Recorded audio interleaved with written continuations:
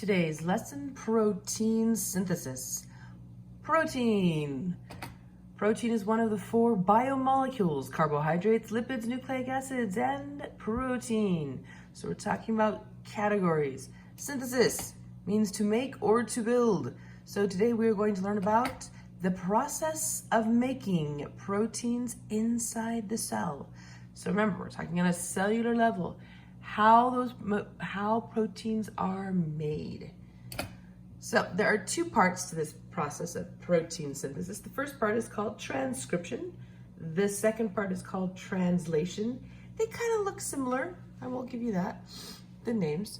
Little trick that I've seen before. C comes before L in the alphabet, so transcription before translation. That might help. I'm going to start off with where this is occurring. So inside the cell, the nucleus. So we have a cell here, the nucleus, where we have the DNA, that's where transcription occurs. Whereas translation happens inside the cytoplasm. The cytoplasm being the liquid of the cell, that cytoplasm is basically everything outside the nucleus. So in the liquid is where translation happens, but in the nucleus with the DNA, that's where transcription happens. No. It all starts with DNA, and then we have this enzyme, RNA polymerase. They work together to create mRNA. mRNA, and then we go into translation. That is the essence of what transcription is. Taking DNA, RNA polymerase working together to create mRNA. And then we begin translation. mRNA working with a ribosome and tRNAs work together to create a polypeptide, and that polypeptide eventually becomes a protein. So this is the big picture. So we are going to now go ahead and look at this, back it all up, and start off with DNA. DNA. So we have here an image of a cell. Inside the cell we have a nucleus. Inside the nucleus we find a chromosome. A chromosome is just one really long piece of DNA. Okay, notice inside that nucleus there are many chromosomes. The number of chromosomes depends on the species. So let's look at a chromosome. Chromosome is a very, very long strand of DNA. So here's a chromosome, all wounded up. It's just DNA. And what we're looking here, these little colored sections, okay? This is one gene, and it codes for one protein. Here's another gene. It's just a small section of DNA. Another gene here in blue, DNA sequence for just one protein. And yet again, we have another section, another gene, which are the instructions for protein. DNA, it is a permanent copy of the cellular instructions. It has the double helix shape. It's found only inside the nucleus. When we're talking about eukaryotic cells, that DNA never leaves the nucleus. It contains all of the genes. All of those chromosomes all together are going to contain all of the genes. That means all of the instructions to make that organism. The instructions to make every protein made in that organism. It is organized into those chromosomes, multiple chromosomes inside there. Each chromosome has thousands of genes. Remember, DNA is just cellular instructions. Now let's talk about the RNA polymerase. RNA polymerase is an enzyme, okay? So you go back to talking about those biomolecules, talked about enzymes before. Enzymes speed up chemical reactions. Well, the chemical reaction this one does is making mRNA. The process of transcription starts when the RNA polymerase attaches to the DNA. Starting off with the cell, we're zooming into the cell. In every single cell, protein synthesis is happening. And it all starts off with transcription in the nucleus. So in the nucleus, when you start off with the instructions, organized into 23 pairs of chromosomes, in humans, we have the DNA. To keep that chromosome shape, the DNA is wrapped tightly around little histones. segments of that DNA are referred to as genes. Each gene contains instructions for making a protein. Many, many thousands of genes in a single chromosome, and 23 chromosomes are there, very well organized. To begin transcription, RNA polymerase, okay? RNA polymerase, the enzyme that makes RNA, attaches to the DNA and separates the two strands of DNA, opens it up, and then floating in there are the RNA nucleotides.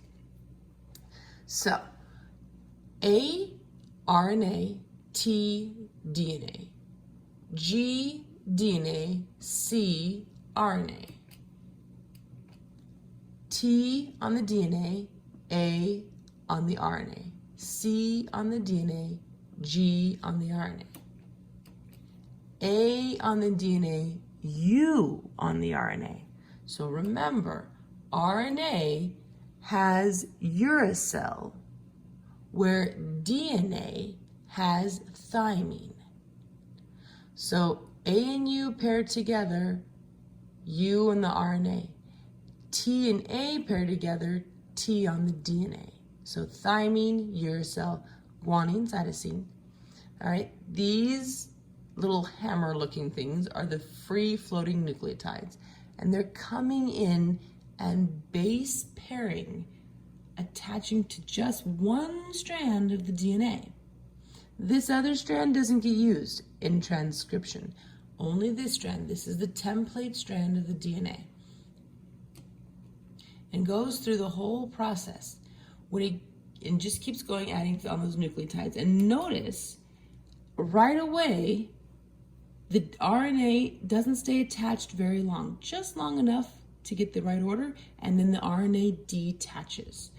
This is the messenger RNA, the mRNA, and this process keeps going. It gets made until it gets to the end of the gene. So the entire gene gets transcripted.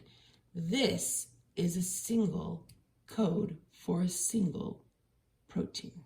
So back to the PowerPoint, this diagram helps to kind of give us a picture of what we saw happening in that video. It happens very quickly. So what's being formed is the new mRNA using the DNA information, just one of those strands, and this is all being done by the RNA polymerase enzyme. All right, so the DNA using the RNA polymerase work together to create messenger RNA. That messenger RNA is the product of transcription. And we use the word transcription. Script is the instructions in like a play. So we're looking at some written instructions. We go from copying information from DNA to RNA. We're just copying information from one molecule type to the other.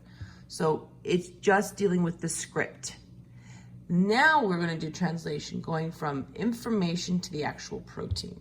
So let's talk a little bit more about that mRNA. We got that RNA polymerase making that messenger RNA. That is one copy of just one gene. It contains the information to make one protein. It's made during transcription. So what you saw over here, that little movement of the RNA polymerase, that was transcription. It's happening inside the nucleus. And it leaves the nucleus. So once it's made, it will leave the nucleus and go out to the cytoplasm. Okay? And in the cytoplasm, it attaches to the ribosome to begin translation. All right, we have finished transcription, making that mRNA. mRNA, now it's going to combine with the ribosome to be able to begin translation. So let's talk about that ribosome. The ribosome attaches to the mRNA. Okay, this is going to begin translation, part 2 of the process of protein synthesis. Now, in class, remember, let's repeat. Amino acid, peptide bond. Amino acid, peptide bond. I am a ribosome building a protein. Hopefully you all remember that from class. All right, so we're using the mRNA. So we're gonna add one more line to that phrase. I am a ribosome building a protein using mRNA. The mRNA are the instructions. The mRNA instructions are how you know which amino acid's going to be added next. That transcription happened in the nucleus. And now, in order for translation to happen, part 2, it needs to leave the nucleus. The messenger RNA is exiting the nucleus out to the cytoplasm, where it will attach to a ribosome. Now, translation. The ribosome takes the information on the messenger RNA, and the ribosome coordinates the whole process of this. The amino acids, 20 different types of amino acids, are brought in one at a time by transfer RNAs. The amino acid is specific to the transfer RNA. And this little code right here, these 3 nucleotides are essential. These determine what amino acid is attached here. And we're going to get into that in just a minute. The transfer RNA has the amino acid attached to it. And those transfer RNA go into the ribosome. And now we have base pairing again. So the anticodon on the RNA, on the tRNA, attaches to a codon 3 bases on the mRNA. So remember, this is the instructions for making the protein. This code, AGU, attaches to the anticodon UCA, and that's how you know which tRNA is going to attach there. And as each tRNA comes in and attaches to its codon, and then it exits, it leaves its amino acid behind, one after another, after another, after another, leaving its amino acid behind. And the ribosome coordinates the bond that connects each of those amino acids. Amino acid, peptide bond, amino acid, peptide bond, amino acid, peptide bond, amino acid, peptide bond. That's forming that chain of amino acids is referred to as a polypeptide. Peptide bond, polypeptide.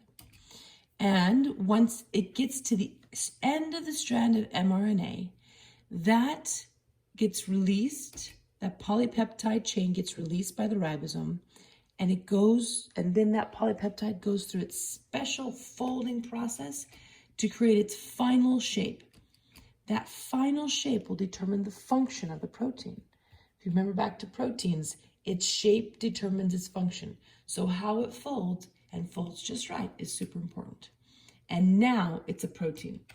Whereas here it's a polypeptide, here it's now folded into its right shape, it's a protein. Ribosomes are the smallest organelle in the cell. They're just the little tiny dots. They're found in the cytoplasm, and there are 2 different categories. We have the free-floating ribosomes, which are the ones I just colored there in red, the little tiny red dots. And then we have the ones that are attached to the rough ER, the ones I have here in aqua blue, okay? Ribosomes are found in all cells. So whether it's prokaryotic bacteria or archaea, or whether it's eukaryotic cells, animals, plants, fungi, and protista, all cells have ribosomes. And their function is to make protein, which is exactly what we're trying to learn in this presentation. So zooming in on that image, zooming in, our ribosome, it makes protein. It does that by first attaching to the messenger RNA. Second, it brings in the tRNAs, as you saw in that animation. And third, it creates peptide bonds that attach the amino acids to each other.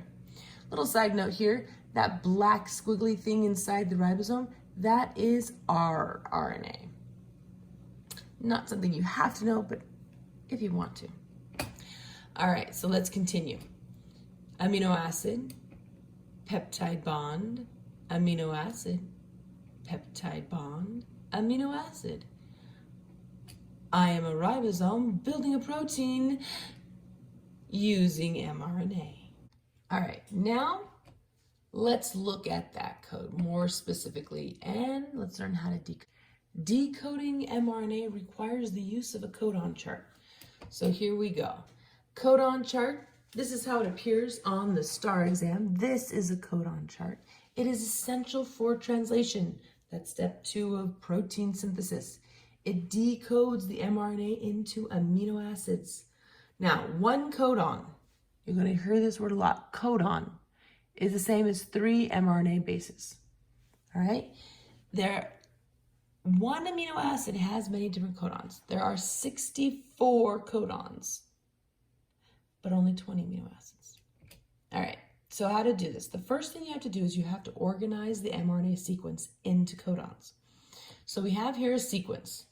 All right, we know it's mRNA because we have uracil, the U in there. There's no T's, there's no thymine. So this tells us this is RNA. So we take our mRNA, we need to organize into codons, groups of 3 bases. Now we took this sequence and broke it into groups of 3. Codon, codon, codon, codon, codon, codon. All right. Now, the next thing we're going to do is we're going to analyze those codons one at a time.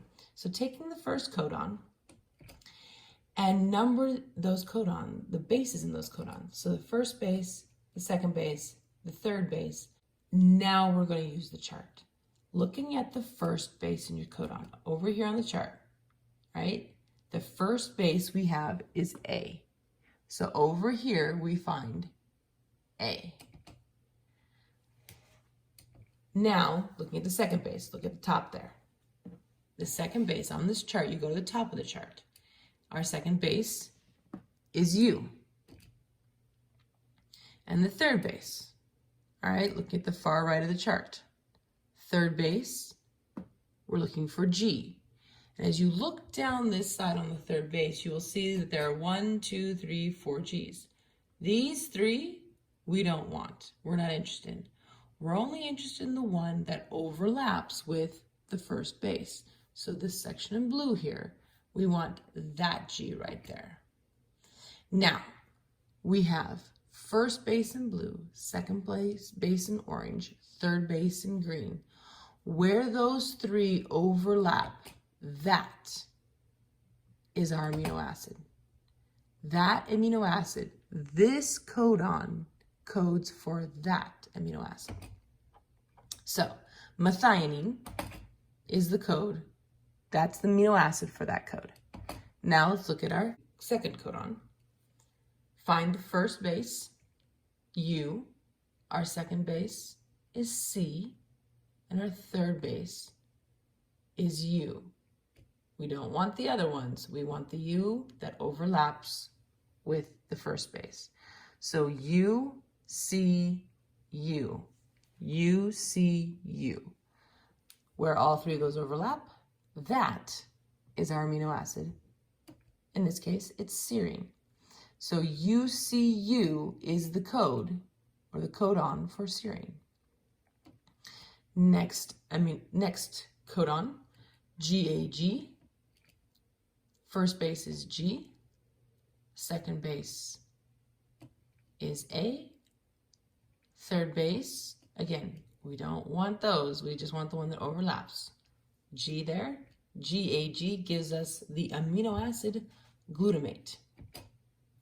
Glutamate is the amino acid that's coded by the codon GAG. Next codon, UGC. First base is U.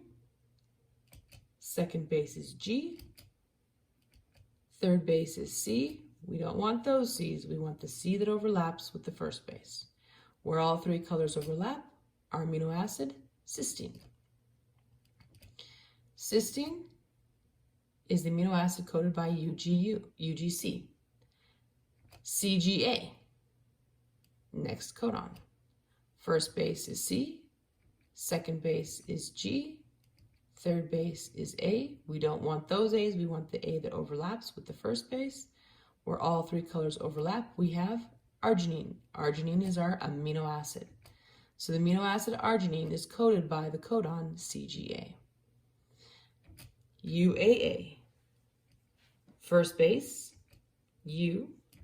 Second base, A. Third base is We don't want those A's. We want the A that overlaps with the first. Where all three overlap, we have stop. That is not an amino acid. This is a set of instructions to stop, to end the process of translation. Okay, so the UAA stops the process. So we have here mRNA. It has been translated into amino acids. So in pink here, the sequence, the information, the code, the mRNA was translated. We went from nucleic acid to protein. So one biomolecule type to another biomolecule type. That's why it's called translation. We're going from a code to the actual thing we want. Okay, so translated into amino acids. So remember, amino acid, peptide bond, amino acid, peptide bond, amino acid, peptide bond, amino acid, peptide bond, amino acid. Okay, this is important. A bunch of amino acids. We're looking at a chain of amino acids. A bunch of peptide bonds. Lots, many peptide bonds. Polypeptide. Poly means many. Polypeptide. A polypeptide is simply a chain of amino acids. So we take our polypeptide, and this example, this is just simple for the PowerPoint. The reality is polypeptides are usually hundreds or thousands of amino acids long. So the reality is it looks a little bit more like this. But that polypeptide, it can also be drawn like this, needs to go through its folding process. And as it gets folded into its final protein. So a protein is the chain of amino acids folded into its final functional shape. Here, it can't function. Now it can function the way it's supposed to. So, protein synthesis. The process of making proteins inside the cell. It starts off with DNA. We go through the process of transcription that uses that mRNA polymerase to create mRNA. That mRNA goes through the process of translation using the ribosome and the tRNAs. And when that process is done, at the end, we have a protein. That is protein synthesis.